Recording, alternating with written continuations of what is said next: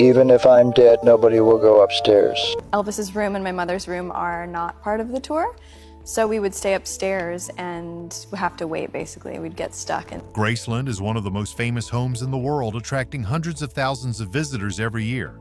Fans can tour the mansion, walk through Elvis Presley's lavishly decorated rooms, and even visit the meditation garden where he is laid to rest. However, one part of Graceland remains strictly off-limits: the upstairs, including Elvis's private bedroom and bathroom.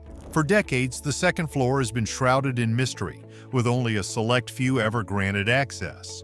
But why has it remained closed to the public? While some believe it's purely out of respect for Elvis and his family, others suggest there are deeper reasons behind the decision. Today, we're taking a closer look at the history of Graceland's upstairs, the layout of Elvis's private quarters, and the real reasons why fans will likely never get to see inside. The tradition of keeping the upstairs area of Graceland private dates back to when Elvis Presley was still alive. Unlike the rest of his home, which he frequently opened up to friends, family, and guests, the second floor was always considered his personal sanctuary. Elvis valued his privacy, and very few people, outside of his immediate family and closest confidants, were ever allowed beyond the staircase. Even members of his famous Memphis Mafia knew that upstairs was off-limits unless explicitly invited. If you call yourself an Elvis fan but aren't subscribed, are you even a real fan? Hit that button and prove it. After Elvis's passing in 1977, this tradition continued, primarily due to the wishes of his daughter, Lisa Marie Presley. Having spent much of her childhood at Graceland, Lisa Marie had deeply personal memories of time spent upstairs with her father. She was only 9 years old when he died and was in her bedroom at Graceland on the night he passed away. The trauma of that event, coupled with her strong emotional attachment to those private spaces, led her to insist that the upstairs remain undisturbed. When Graceland was opened to the public in 1982 under the direction of Priscilla Presley, the decision was made to keep the second floor off-limits. Over the years, despite increasing public curiosity, Lisa Marie remained firm in her stance that this part of the house should never become part of the tour. Now, with Lisa Marie's daughter, Riley Keough, overseeing the estate, she has vowed to uphold the tradition, ensuring that Elvis's private quarters remain just that, private. Though few have ever seen it in person, details about the second floor of Graceland have emerged over the years. Originally, the upstairs contained 4 bedrooms and 3 bathrooms. However, Elvis made several modifications to suit his lifestyle, transforming some of the rooms into functional spaces for his personal use. Elvis's bedroom and bathroom. The most famous space on the second floor is, of course, Elvis's master suite, which remains frozen in time just as it was on the day he died. His bedroom, which reportedly features a large king-size bed with black satin sheets, was designed to his exact preferences. His adjoining bathroom, where he tragically passed away, also remains untouched. The details of this room have been closely guarded, adding to the mystery surrounding the upstairs area. Lisa Marie's bedroom. Located diagonally across from her father's room, Lisa Marie's childhood bedroom was once occupied by Minnie Mae Presley, Elvis's grandmother. After Lisa Marie was born in 1968, the room was converted into her nursery, and Minnie Mae was moved downstairs. Given Lisa Marie's strong connection to her father, it's no surprise that she chose to keep this area private. Elvis's wardrobe room. One of the bedrooms on the left side of the house was converted into a wardrobe room where Elvis stored many of his famous outfits, including his elaborate jumpsuits. Elvis's office. The bedroom in the back right corner of the house was repurposed as an office where Elvis would handle personal matters, read fan mail, and make phone calls. Guest bathrooms. In addition to the bathrooms used by Elvis and Lisa Marie, there was a third bathroom upstairs, designated for Elvis's girlfriends or wife at the time. The layout of the second floor was designed for convenience, including a private staircase leading directly into the kitchen. This allowed Elvis to grab a late-night snack without having to walk through the more public areas of the home. There are 2 main reasons why the upstairs of Graceland remains off-limits: privacy and logistical challenges. The primary reason for keeping the upstairs private is to respect Elvis's legacy and the wishes of his family. Lisa Marie Presley always viewed the second floor as sacred ground, a space filled with personal memories that should remain undisturbed. Even after her passing in 2023, Riley Keough has upheld this sentiment, ensuring that Elvis's bedroom and bathroom remain untouched. Unlike the rest of Graceland, which has been carefully curated for public viewing, the second floor has never been staged or altered for tourists. Everything remains exactly as it was when Elvis last lived there, making it one of the most intimate and preserved aspects of his life. The family has expressed a strong desire to keep it that way, rather than turning it into another exhibit.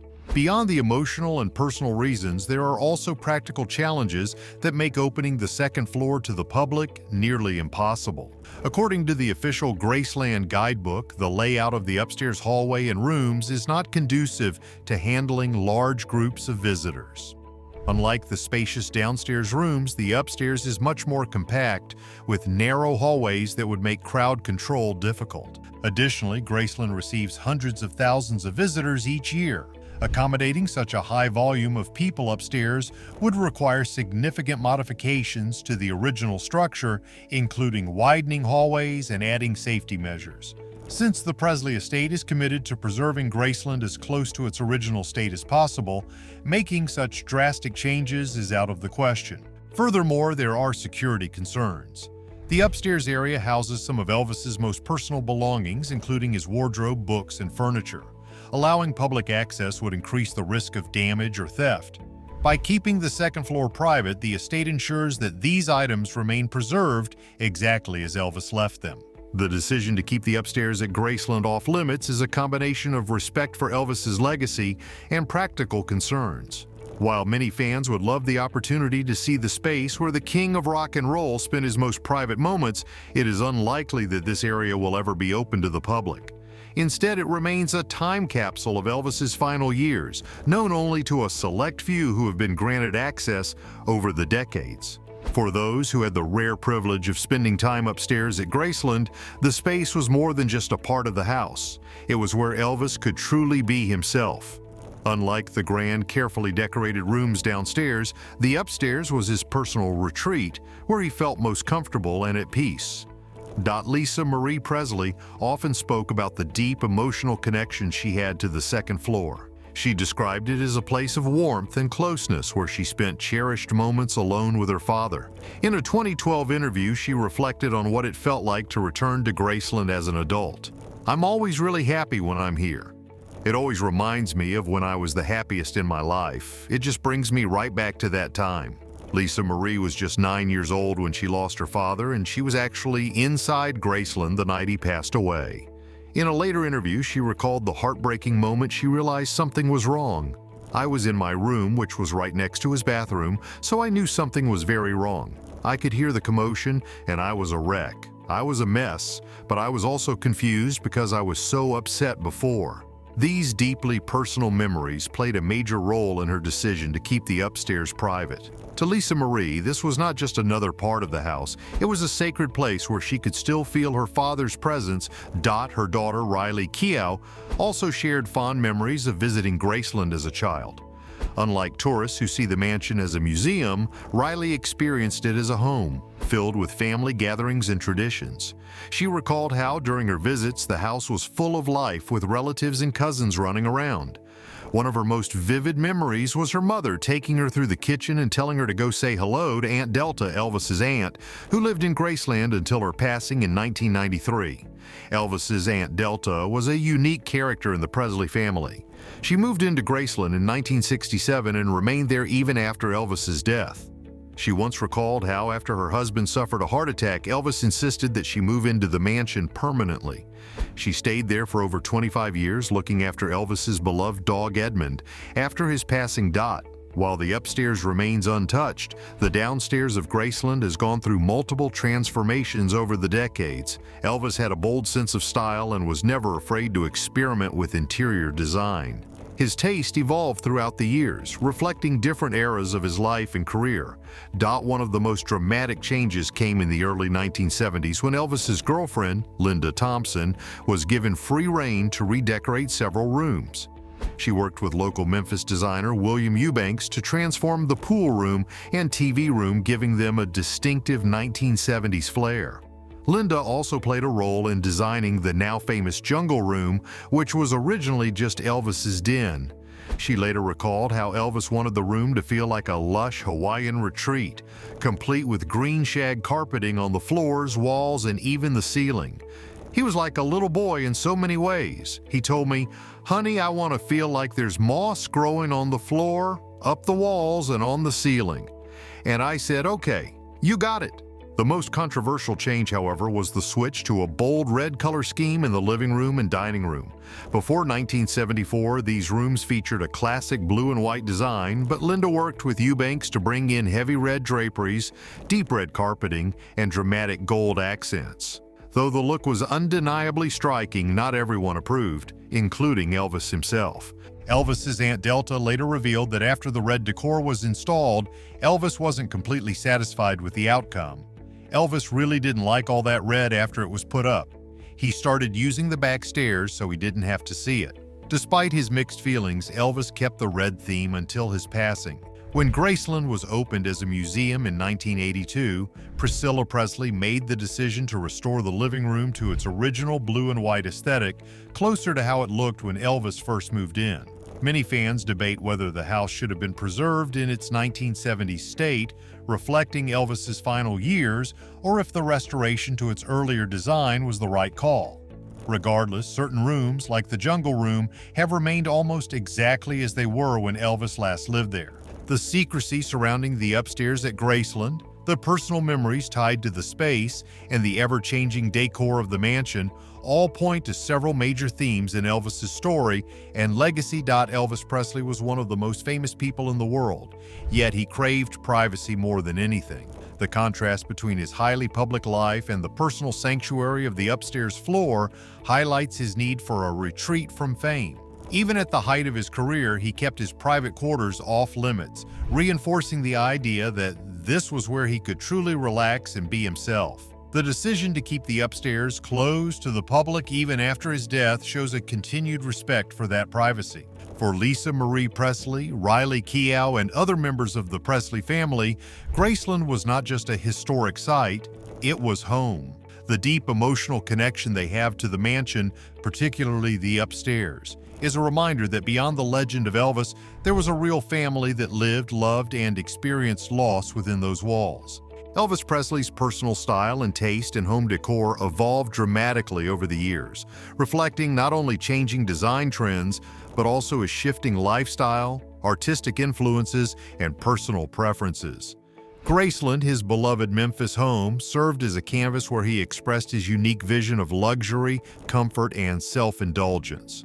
From the understated elegance of the 1950s to the bold, extravagant designs of the 1970s, the transformation of Graceland mirrored the different phases of Elvis's life. His rise to fame, his years as a Hollywood star, his deepening connection to spirituality, and his final years as a music icon. When Elvis purchased Graceland in 1957 at the age of 22, he was already one of the most famous young artists in the world.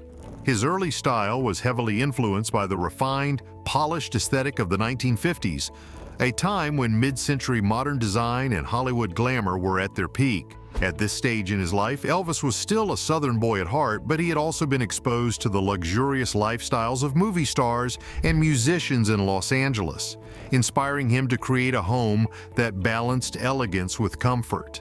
In its earliest years, Graceland's decor was characterized by soft neutral tones, sleek furniture, and classic symmetry. The living room featured blue draperies and a white couch, reflecting a clean and sophisticated aesthetic. The music room, which housed one of Elvis's beloved pianos, maintained a similarly refined look. The house was designed to impress guests, but it also had a sense of warmth and homeliness that made it clear this was where Elvis could relax with his family and closest friends. The influence of Elvis's mother, Gladys Presley, was also evident in the early decor. She preferred a more traditional, homey feel, and during her lifetime, Graceland retained a somewhat modest charm despite Elvis's rising fortune. However, after her passing in 1958, Elvis began making bolder design choices, marking the beginning of Graceland's gradual transformation. As Elvis's career continued to skyrocket throughout the 1960s, so did his desire to customize Graceland to fit his evolving lifestyle. By this time, he had completed his military service and returned to Hollywood, starring in a string of blockbuster films that increased both his fame and wealth. With more resources at his disposal, Elvis began incorporating flashier and more opulent elements into his home. During this decade, Graceland's interior saw the introduction of gold and jewel-toned accents, which added a regal touch to the home. The famous music room, for example, featured an ornate, gold-plated grand piano, a symbol of Elvis's growing status and artistic success. He also added mirrored walls in some areas, creating a sense of space and grandeur, while amplifying the visual impact of his lavish furniture and decor. One of the most notable additions during the 1960s was the TV room, which became one of Elvis's favorite places to unwind. He had multiple televisions installed so he could watch several channels at once, reportedly inspired by President Lyndon B. Johnson, who did the same in the White House. The room's design was sleek yet playful, featuring vibrant colors and futuristic elements that reflected Elvis's fascination with technology and entertainment. Another major change in the 1960s was Elvis's increasing interest in spirituality and exotic cultures, which influenced the decor of certain areas in Graceland. He developed a deep appreciation for Hawaiian and Asian-inspired designs, which would later be reflected in one of Graceland's most famous rooms, the Jungle Room. By the 1970s, Elvis's personal style had fully evolved into something uniquely his own. Gone were the subtle elegance and classic Hollywood influences of the 1950s. Elvis was now fully embracing a bold, extravagant aesthetic that blended rock and roll energy with eccentric design choices. One of the most infamous changes to Graceland came in 1974 when his then-girlfriend Linda Thompson helped him redecorate the living and dining rooms in a striking red color scheme. This dramatic transformation replaced the previous blue and white aesthetic with deep red draperies, plush red carpeting, and gold accents. The change divided opinions even among those closest to Elvis. Elvis's Aunt Delta later recalled that Elvis was initially unsure about the new red design. Elvis really didn't like all that red after it was put up. He started using the back stairs so he didn't have to see it.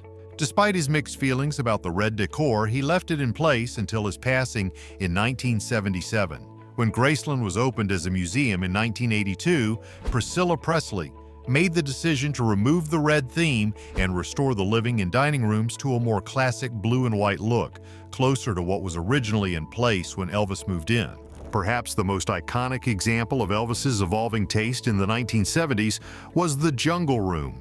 Originally intended to be just a cozy den, the room became an over-the-top tropical retreat inspired by Elvis's love of Hawaii. He filled it with Polynesian-style furniture, tiki carvings, and deep green shag carpeting, not just on the floors, but also on the walls and ceiling. Linda Thompson later recalled how Elvis explained his vision for the room. He said, "Honey, I want to feel like there's moss growing on the floor, up the walls, and on the ceiling." I thought he was joking, but he was dead serious. The Jungle Room was not just for show, it was a space where Elvis spent countless hours relaxing, playing music, and entertaining friends. In fact, it was in this very room that he recorded some of his final songs, turning it into an impromptu recording studio. Even decades after his passing, Elvis's unique sense of style continues to inspire fans, designers, and pop culture. The rooms in Graceland, particularly the Jungle Room and the TV room, have become cultural landmarks referenced in movies, documentaries, and even modern interior design trends that embrace retro aesthetics. While some may see his later design choices as excessive, they were a true reflection of his personality, larger than life, daring, and unapologetically original. Graceland was not just a house to Elvis. It was an extension of his creative spirit, a place where he could indulge in his passions, express his love for music and culture, and retreat from the pressures of fame. Today, as visitors walk through the halls of Graceland, they can still see the many layers of Elvis's evolving style, from the refined elegance of the 1950s to the rock and roll extravagance of the 1970s. Each room tells a story, offering a glimpse into the mind of a man who was constantly reinventing himself, both as an artist and as a person. One of the ongoing debates about Graceland is whether it should remain exactly as Elvis left it or continue to evolve as a museum. While Priscilla Presley's 1982 restorations honored the home's original aesthetic, some argue that the 1970s decor should have been preserved to better represent Elvis's final years. The fact that the upstairs has remained untouched adds another layer to this debate. Should it ever be open to the public, or should it remain a private family space forever? The mystery of Graceland's upstairs is part of what keeps Elvis Presley's legacy so fascinating. While fans may never get a glimpse beyond the famous staircase, the stories, memories, and evolving decor of the mansion continue to paint a vivid picture of the man behind the music. Whether it's the jungle room, the iconic white and blue living room, or the private sanctuary upstairs, every inch of Graceland tells a story, one that will continue to captivate fans for generations to come. What do you think? Share your thoughts in the comments.